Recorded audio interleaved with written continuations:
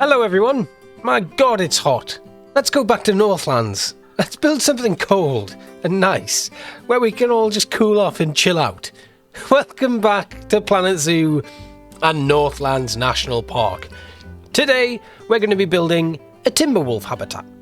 Timberwolves are something that I've wanted to bring either them or the Arctic wolves into Northlands for quite some time, and I spent a lot of time digging out this area, making it, decent enough for us to be able to build something here. And what we're going to do is we're going to build like a restaurant slash hotel type situation right in the middle of this. That's going to extend from the top level all the way down to surface level, right amongst the wolf habitat.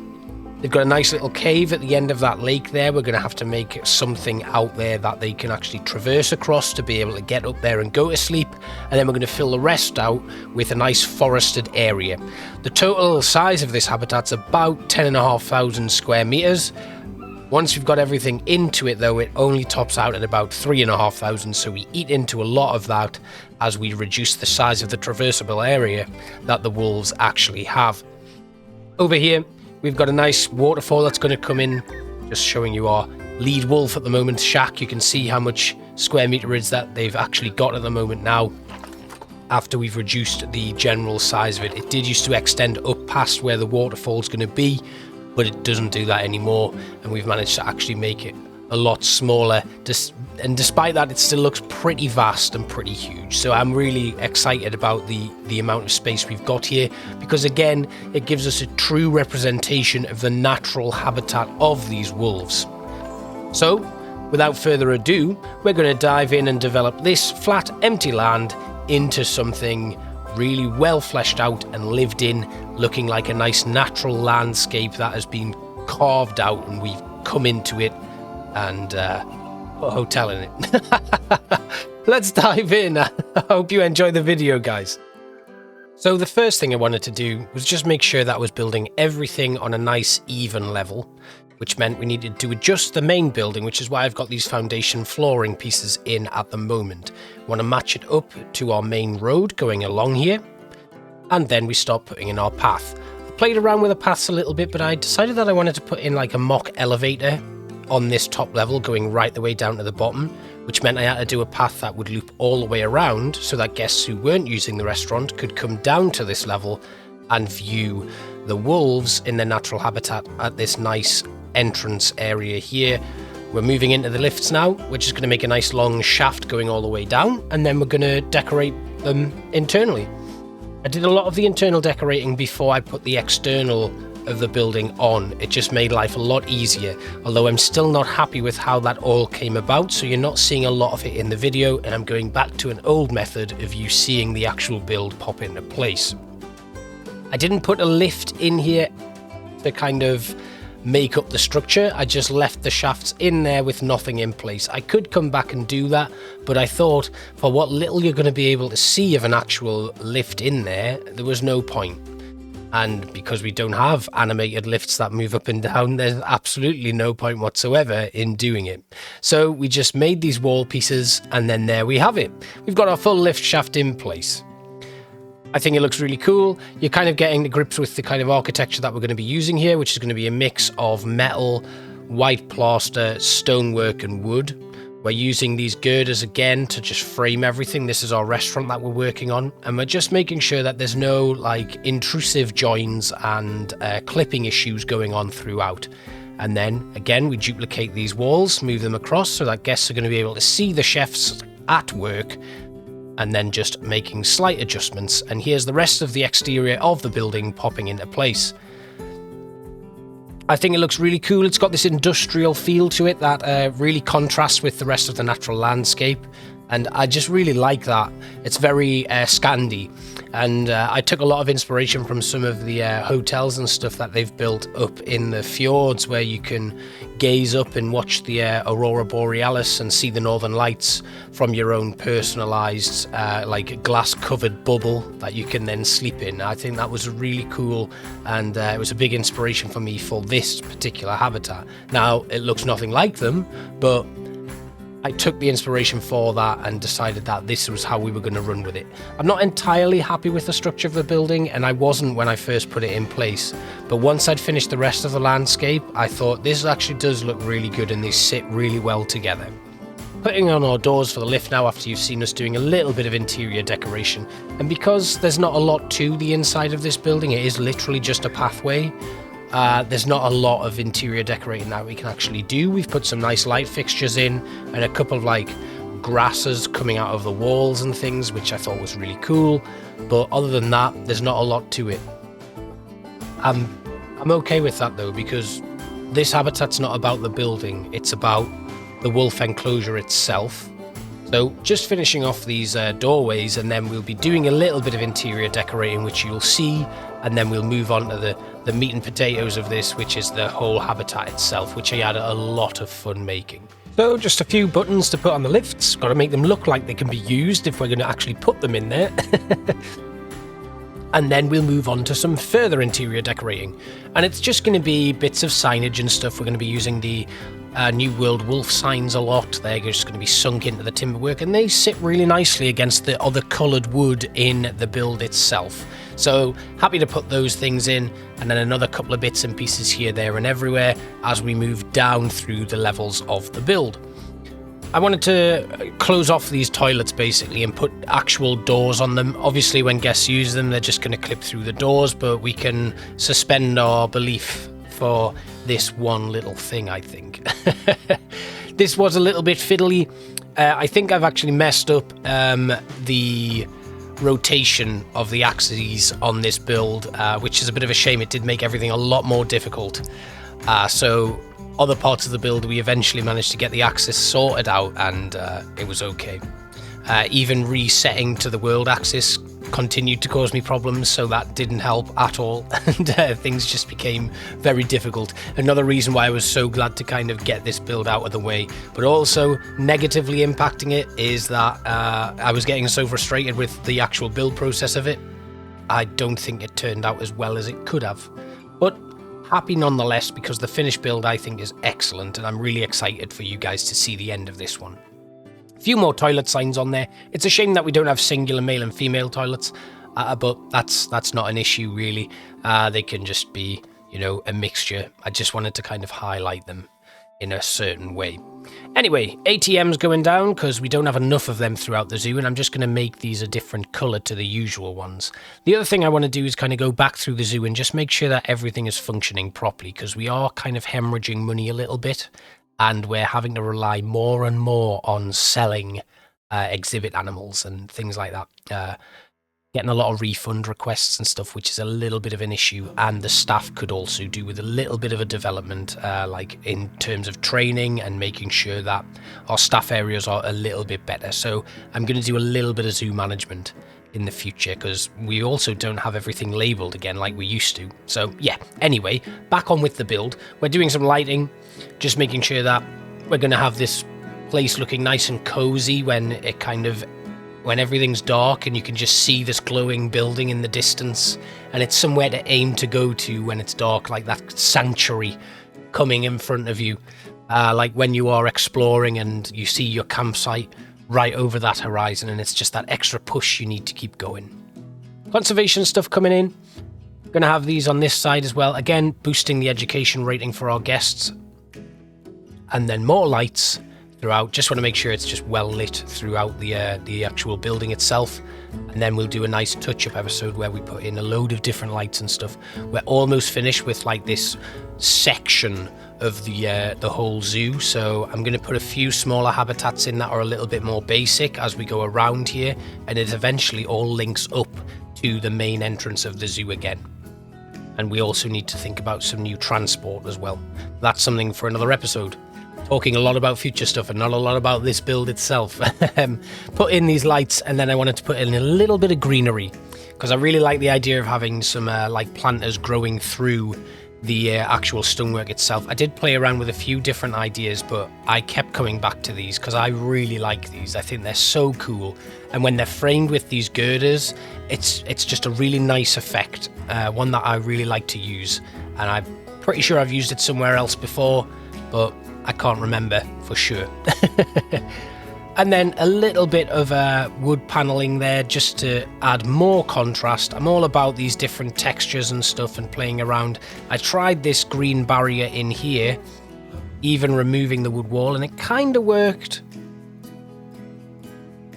But I wasn't too sure, so I just took it out and I left it after trying a few more different variations.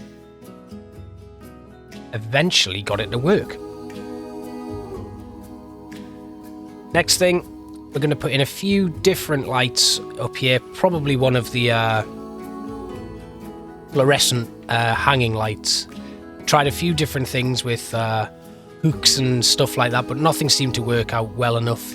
Eventually settling for some of these fluorescent hanging lights just to light the pathway down the staircase. Over here, this is where our hotel is. Hotel, I say loosely. So we're going to put in some like self-check-in TV screens here. Again, you won't have seen these and you won't see it in the final preview, but I'm going to be designing stuff on Photoshop so that when we do our finished full tour of this section of the zoo, which will be coming very soon, we're almost done with this, so I'll be adding in like custom billboards and stuff to go in there and really finish it off. A couple of lighting fixtures going in now. I really like these new conservation pack lights and they fit in really nicely with this build. So they go throughout in the cozier guest areas, which are downstairs. And then right down into the viewing areas, they're going to continue there. Just going to fly back upstairs and see what else we can put in just to finish this off. I'd thought about maybe using some decals to kind of make some of the wood look a bit weathered, but nothing really fit. And then my other idea was to maybe have some wolf heads poking through, but nothing really worked very well. And in the end, I decided to just use some more of these New World wolf heads to finish off the decor. We could do with a few other bits and pieces, but for now, I'm quite happy to just keep this simple and basic. Again, we're not going to spend a lot of time being in here ourselves. This is mainly for the guests, and we won't move the camera in here a lot when we're exploring, really. You'll see the outside of the building, and that's about it. But it's nice to know that when you look through some of the roof, some of the glass pieces, you will be able to see there's some interior design gone into this. I then wanted to door number the hotel rooms. And obviously, these aren't just these little boxes. We would imagine that there'd be a little staircase or something going downstairs into a larger space, and this is just your main entrance. But for now, we're not too bothered. You can see some of the issues I'm starting to have with the clipping and stuff and the way that the axis is sitting. So we're going to have to be very mindful of how we build things moving forward. I think, again, I have a tendency to overcomplicate things, especially in Northlands, because it's what I consider to be my more advanced zoo, whereas Saltwell Safari is just basics, where I'm just honing my skills and practicing. This is a place for me to really unleash my creativity. Probably playing on hard mode's not the best idea for this one, but, you know, we're doing it now anyway. Put in some of these lats from the conservation pack, and then again bringing out those grass pieces to flesh it all out. I really like this. I really like the way these things contrast and work together, and it's something that I think, you know, it's really nice to just use in zoos, because you can really flesh out some interiors with these sort of designs, just playing around with bits and pieces. And then out into our roof now. And this is just going to be really simple. Stonework roof with an asphalt top. And then we're going to put in a few of the newer pieces that are with the conservation pack again. We're going to be using some of the aircon unit ducts and stuff to finish it off and make it look like there's an aircon at the top. Just adjusting the height of the roof because it didn't quite fit and it sunk down into the build itself, which I didn't want to happen. So again, we add a little bit of extra height on here and then drop the asphalt on the top and then trim it all off with some of these stonework pieces again. We're almost finished with this building, and then we can get into the actual good stuff. And as you can see, we've had a couple of issues there with clipping and stuff in the way that some of the pieces have joined together, but I will fix them at some point. Again, though, not a massive bit of importance to me at the moment. One tiny little roof piece, when the grand scheme and the whole build itself is the main target of the episode.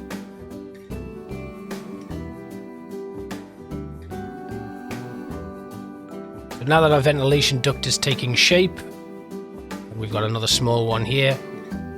Tap them all off and just straighten this up because it's a little bit off center and at a weird angle. Again, mainly that's because of how messed up I've made the rotation and the axis on this build itself. Coming around, this is right at the top. The wolves don't actually have access to this, but I thought it would be important to put in a nice little tree line. Not too much detail on this, just clusters of trees to surround it all. And then coming back into the habitat itself, we put in a few more of these spruce trees just to really flesh it out and make it look like this forest has sprung up in this area. And this is where things really start to sit in together nicely. Just again, checking to make sure that these trees are appropriate for our wolves. We then start working on our waterfalls. So I've been watching a few different tips and tricks on how to make your waterfalls look a little bit better, and I think I've got the hang of it, as well as putting in my own unique touches, like these roots sticking out at the top of the waterfall, and then just layering on a few more tree trunks to make sure that everything's finished off nicely, getting the big Planet Zoo log in there, and then shading with our stonework brushes. We then put in our waterfall pieces and just make sure that they're hidden, because nobody likes to see your effects tools sticking out. We then start putting in the actual main bulk of the waterfall. This is just a small one. Obviously there's a larger one set right at the back there. We're going to focus on that soon enough. I do need to tell you about one thing later on. That is quite funny. But for now, waterfall looking good. We do end up putting an extra little log down in there, and maybe could do a little bit of rock work to touch it up a little bit more. And here we are building out that cave that the wolves are going to be sleeping in. This is really simple again. I do end up putting a little bit of greenery in here because it did look a little bit bare. But I was really happy with how this turned out. The wolves do like to go for a swim through the water itself, and then they climb up out into their cave. I was hoping they would just kind of walk around the apex of it and then get into the cave, but they prefer to just do a direct route swim all the way through and then go to bed. But you can see it's traversable, it's accessible. The wolves are able to get there, and then we just put down some bedding for them. It looks basic, but eventually it does get a little bit more fleshed out, and I'm pretty happy with the finished product. Need to do a little bit of terraforming just to bring the terrain back into a nice shape, smoothing it all off again, and a little bit of rock work does go on the end of this to frame it all nicely.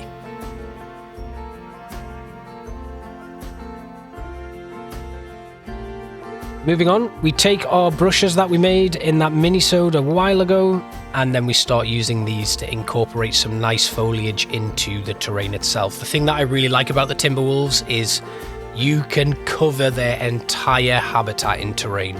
They don't have a minimum or maximum requirement for the amount of foliage you can have in there, so it's really good to create a lush landscape that is filled to the brim with foliage.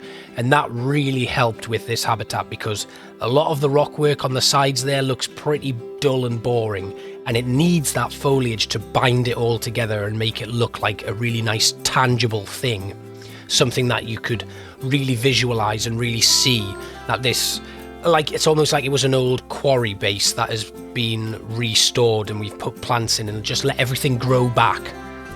And I think that's a really nice idea to go with, and that was kind of what I had in my head when I was making this, because obviously we have this landscape that I don't really want to touch too much. So I need to be imaginative and need to think about how we design these things. And I'm pretty happy with the idea that we have for this. So again, because we're in the tundra, we don't have a great deal of choice in terms of what we can put in terms of foliage and stuff. So there's a lot of Dahurian larches, spruce trees, Scots pines, caribou moss coming back in there, the cowberry and the bearberry bushes. So yeah, lots of different crowberry, whatever it is, berry bushes. But yeah, everything kind of starting to match up and work nicely together now, so it's looking good, and I'm very happy with it.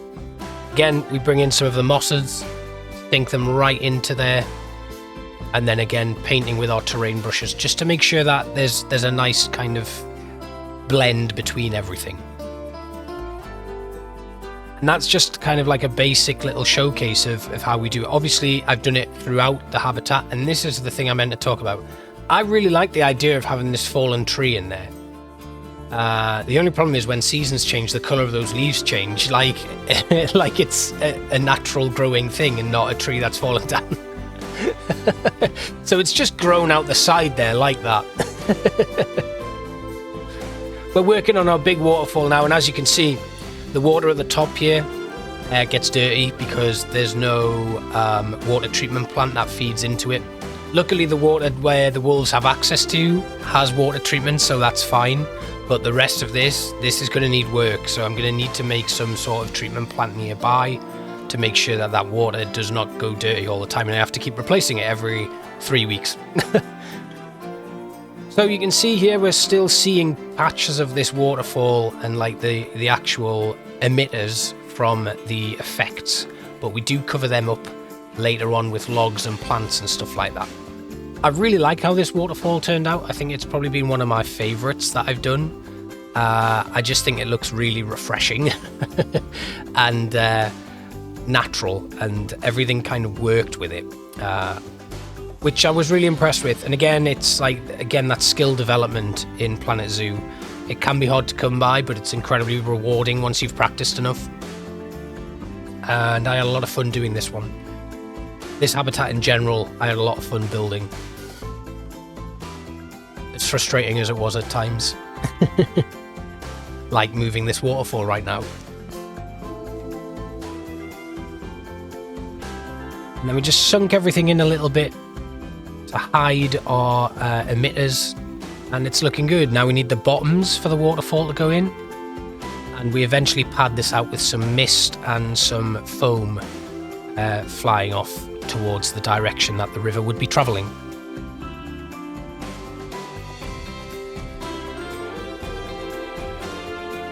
Moving on, we're going to create a barrier at the top now for guests.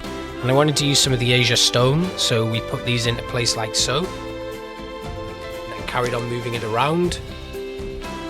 I did originally start doing this with on the actual apex and the side of the path itself, but that wasn't working. I needed something that I could adjust and move on the fly, especially when I put these metal barriers in.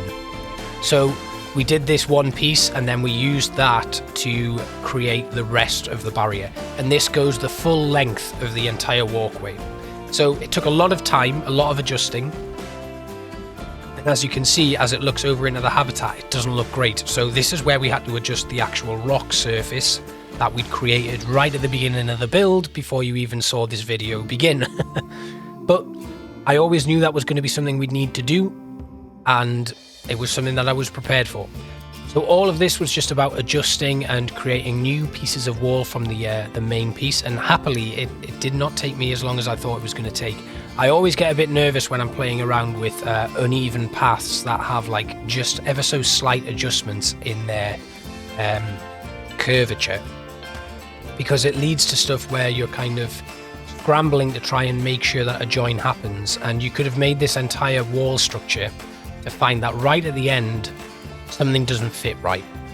Thankfully though, that didn't happen with this, and I was really happy with the finished article, and I hope you are too when you see this final build.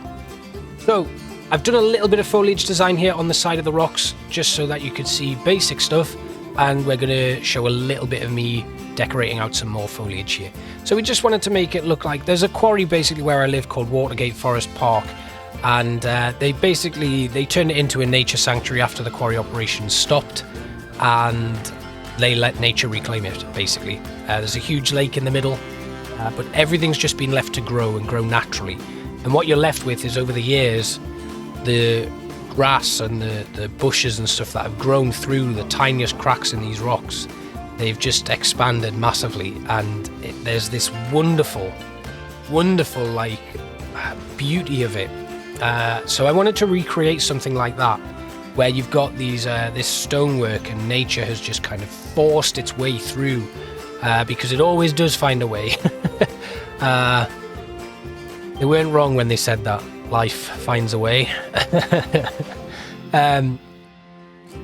But yeah, this is kind of where we ended up. Just using the same stuff over and over again because of the limits that we have with the tundra, but creating something really nice. I tried putting a tree in there and then decided not to. I thought I was getting a little bit too big for my boots there. So we threw in a couple of broken trees. This has kind of got like a little rocky overhang, so I thought it would be nice to make that look a bit more of a filled out structure, I guess. And then bits of tree logs going in there as well. And then the polyeplis trees sit really nice, and they give like a really nice like effect of that. It's like this bush that's just pushing out. So I really wanted to use that in this build. And again, we don't have to worry about how much we put down because the walls have absolutely no footprint. And that brings us to the end. It's snowing and we're ready for a showcase. I'm just going to let this play out and let you see everything that's been done. I'm really happy with how this one's turned out, and I really hope you enjoyed it.